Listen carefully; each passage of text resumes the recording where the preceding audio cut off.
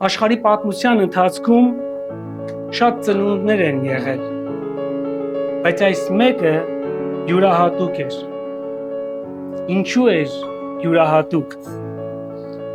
Նա ծնվեց մի փոքր քաղաքում եւ ոչ հայտնի մի ընտանիքում։ Նա մի հասարակ հյուսն էր։ Նա չէր ավարտել ոչ մի ուսումնական հաստատություն եւ չուներ կրթություն։ Նա չի գրել ոչ մի գիրք, անգամ ոչ մի երգ։ Նա չի ճանապարհորդել ոչ մի երկրներ, բացի իր մոտակա քաղաքներից։ Երբ որ նա 33 տարեկան էր, բոլոր ընկերները թողեցին իրեն եւ մեկն էլ դավաճանեց իրեն։ Իրեն դավաճանեցին եւ խաչեցին։ Ամոթալի ձևով երկու ավազակների հետ միասին խաչեցին։ Իր շորերը իրար մեջ կիսեցին եւ դա իր միակ ունեցածն էր այս երկրի վրա։ Նա չուներ ոչ մի կուսակցություն, նա չուներ իր բանակը, նա ոչ մի հեղափոխություն չարեց, բայց չնայած այս ամեն ինչին,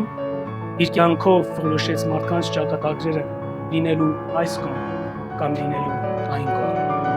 Աշխարհի ոչ մի բանակ, ոչ մի թագավորություն չի կարողացել այսպիսի ազդեցություն ունենալ մարդու կյանքում այնքան, ինչքան որ ունեցավ ծնված մանուկը, որի անունը Հիսուս Քրիստոս է։ Այս ծնունդը յուրահատուկ էր, որովհետև ծնվողը պարզապես մի մանուկ չէր, այլ Աստծո որդի եւ մարդու որդի։ Նրա ծնունդը դեռ ծրագրում էր անցյալ հավիտենականությունից։ Նրա մասին խոսեցին մարգարեները եւ ասեցին, թե ով է ծնվողը, որտեղից է գալու, ումից է ծնվելու, որտեղ է ծնվելու եւ ինչու համար է ծնվելու։